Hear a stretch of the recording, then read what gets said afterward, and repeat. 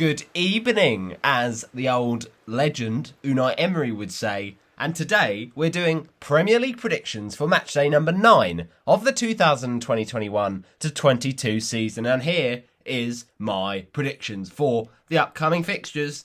But you know how it is, people. We review the last round of games and see how we got on. Well, I can in fact tell you that in matchday number 8, we didn't have a bad game week. Not bad at all.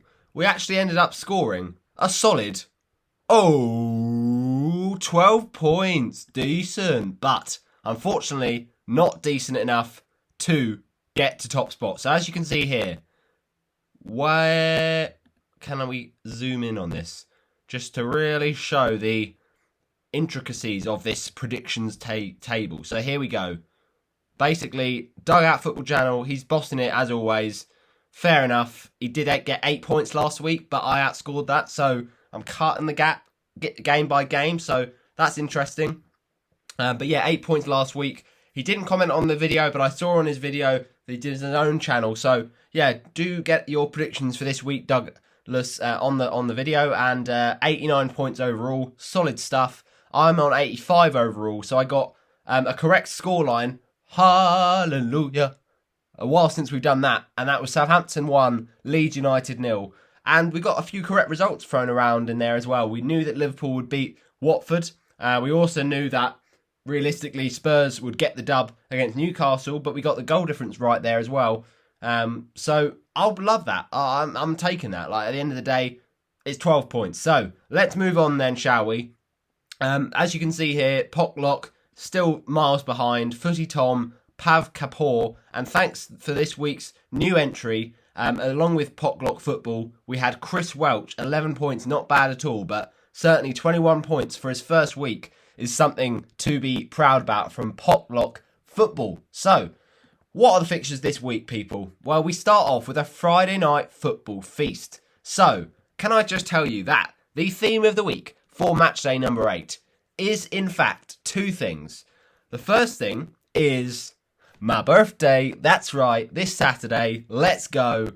It's not my birthday, but Watford do play a day after my birthday on the 22nd. So, of course, I'm going to be watching the Arsenal Villa game as a nice little birthday treat. That should be a good match. But of course, I'd love a Watford win on my penultimate day, the day after my birthday. So, yeah, that's the theme of the week.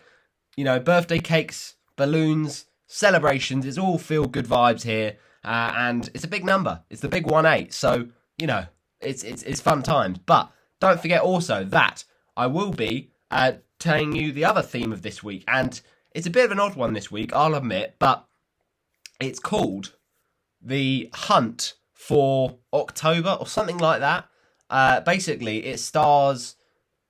What's it called? Is it The Hunt for October? I think it is. Yeah, The Hunt for Red October. That was the one.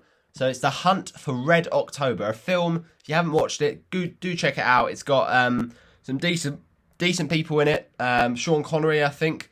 So yeah, it's a good one. But it makes sense because, of course, the red theme is really apparent this week because we have the clash of the Reds against the Red Devils in that all impactful, all fiery and tasty Northwest derby against two Manchester United and Liverpool, two football powerhouses. It's going to be a very good game. But also, it makes sense because it's in October. So, you know, let's round up my predictions then, shall we? The song of the week, though, is really a representative of that Man United game because it gives me shivers how good that game could be. Now, I know we always, vibe it up this match. It's one of the biggest rivalries in the English division, probably more than Liverpool to Everton and Man City to Man United, but it's still massive. And although there has been nil-nils in the past, I'm not seeing it this time. I think it could be a thriller. And Man United are in a bit of a muck at the minute. They need to get that sorted out. Liverpool looking amazing, but can they slip up at Old Trafford, the theatre of dreams? So it will be very, very interesting. But yeah, it should give me the shivers. And that is the song of the week by Ed Sheeran, Shivers. It's a tune, so do give it a little listen in the description and on my playlist of Songs of the Weeks for every single season in this Premier League campaign. So, let's get cracking to Arsenal versus Aston Villa.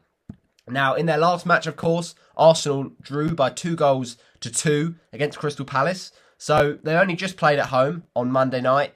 That was a poor performance, but they'll feel that they were lucky to get a point out of that. But Lacazette coming off the bench, making the impact. And you can say it was controversial. Should Saka have, seen his team had a man advantage, because the tackle on him by MacArthur was poor, but VAR somehow missed it, and it wasn't even given as a, I think it might have been given as a yellow card, but just, they've got to clamp down on those kind of things. And then, of course, you see shirt pulling in there on Tomiyasu from Conor Gallagher. Like, you just got to see some consistency with the referees. So, it's a disappointing thing, really, but still, to be 2-1 down, Arsenal will take the draw, I suppose. They just need to get more wins, really. But Aubameyang, in home games, has been scoring recently, so that's going to give him confidence, and he has scored before at the Emirates against Villa, a last-minute, last-gasp free kick. So I could see Arsenal winning this one. Villa, obviously, off the back of that matchup, and they really were crushed against Wolves. They were gutted to lose that after 2-0 lead, and, it's kind of a similar thing with Arsenal, really, in the respect that they started well, then they had to take defeat, but Arsenal done the reverse. They've actually started poorly, gone 1-0 up, and then they've kind of pegged it back. So I think these teams actually will have very similar games, and they will match each other quite well. But I'm just going to back Arsenal for the victory. I think at home, the fans will be up for it on a Friday night on Sky Sports. I'm saying Arsenal 3, Aston Villa 2. In an absolute humdinger. So, what are we saying then for goal scorers? I think Aubameyang will get the first goal. He often does against Aston Villa. And as you can see there, he's closing in on the Van Persie record. Then I think the second goal for Arsenal to make it 2-0, I think he's going to be back fit. I'm not sure, but Bukayo Saka to get a goal.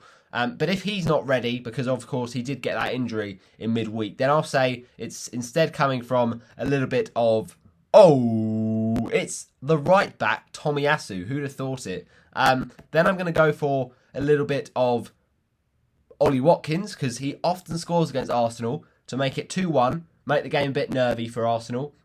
And I think then Villa will get an amazing equaliser, and this is a goal of the season contender from Ollie Watkins again. I know, he's done it again. Brace from the forward, and this is going to be a worldy volley. But Arsenal do enough to win. They get their goal again, and this time it's not Aubameyang, it's not Saka, it's not Smith Rowe. Instead, it's Nicolas Pepe. So let's move on to Chelsea versus Norwich. This is going to be an interesting one. It is, of course, on BT Sport, and it's the early kickoff. But will Norwich cause an upset? Because we've seen in the past Chelsea have these kind of crazy games. They go on a good run of wins, but then they fall up short to a team they should be beating.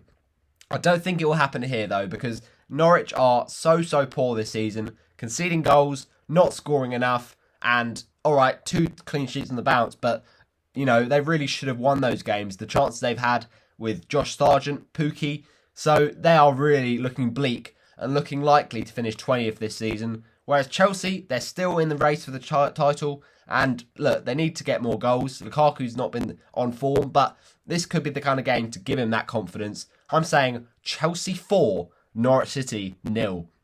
And goal scorers, I think 2 in this game from Romelu Lukaku, finally breaking his goal-scoring duck. And then the third goal for Chelsea, Mason Mount. And the final goal for the Blues is Cesar Azpilicueta.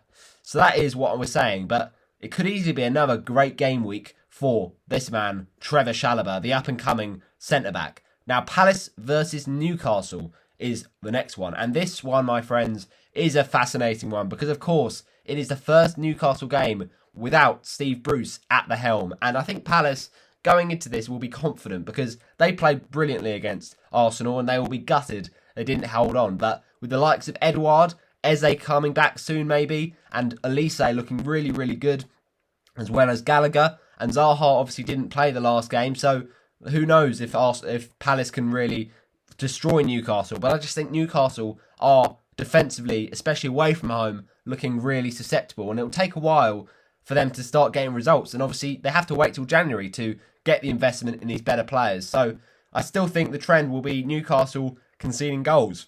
But I could see Newcastle scoring here. I'm going to go for Palace 3, Newcastle 1.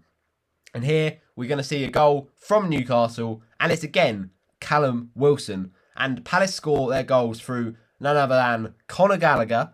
And then the second one for Palace, let's go for it. It's going to be Tyrick Mitchell.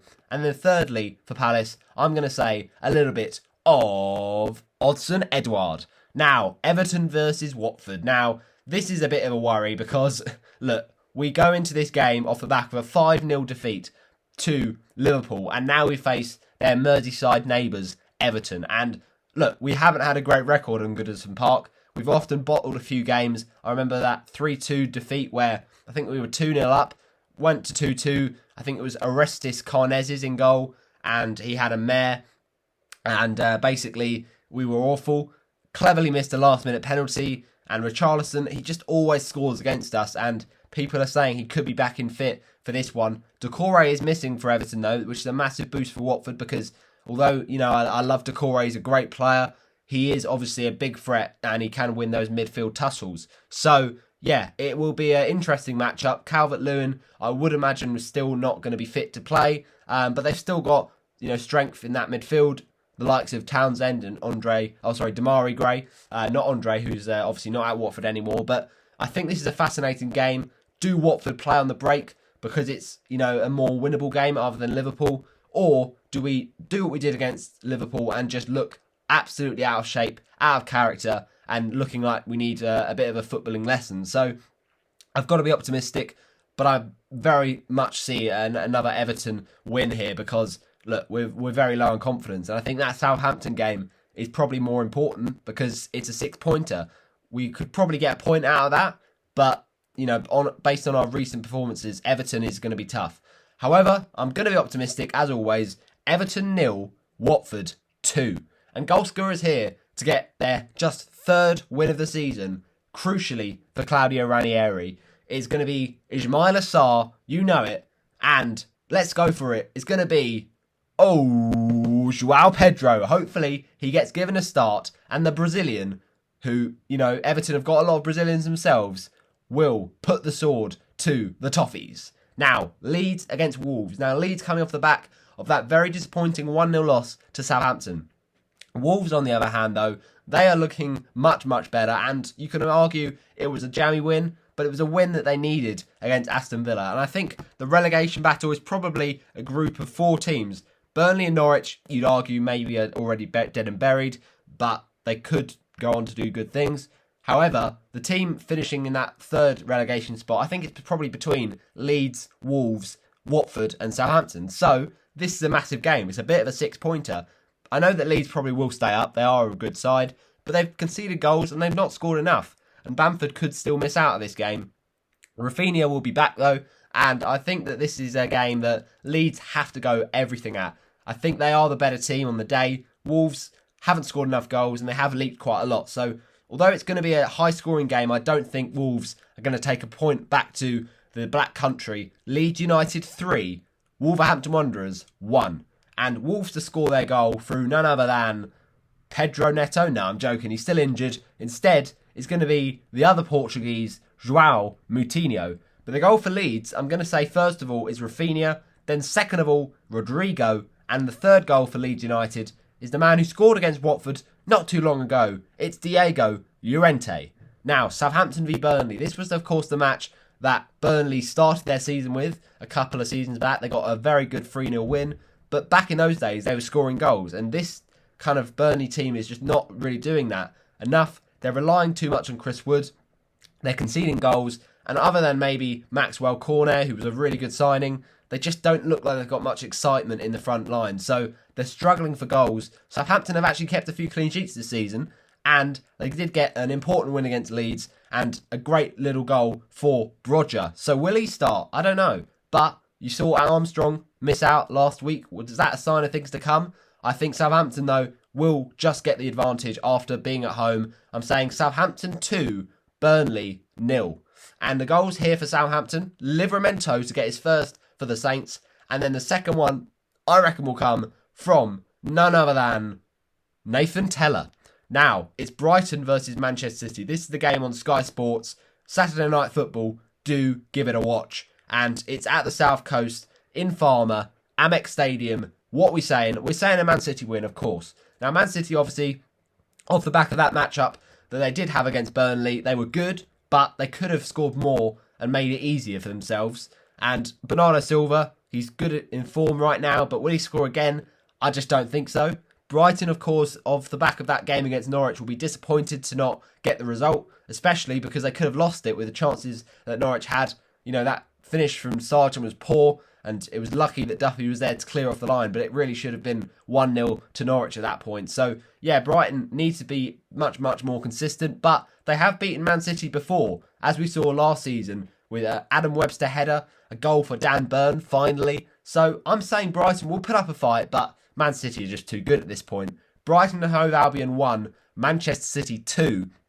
Brighton to take the lead, unbelievably. And this time I reckon it'll be a goal from Leandro Trossard.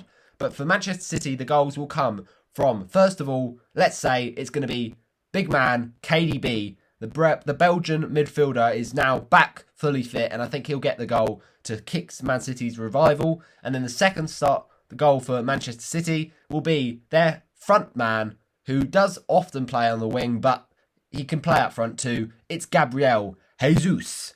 Right, let's move on to Brentford versus Leicester City. And this will be an interesting one. Two very attacking teams, and two teams that defensively, they've not been perfect. Leicester certainly have been a bit of a shoddy one in that department. Brentford have been better.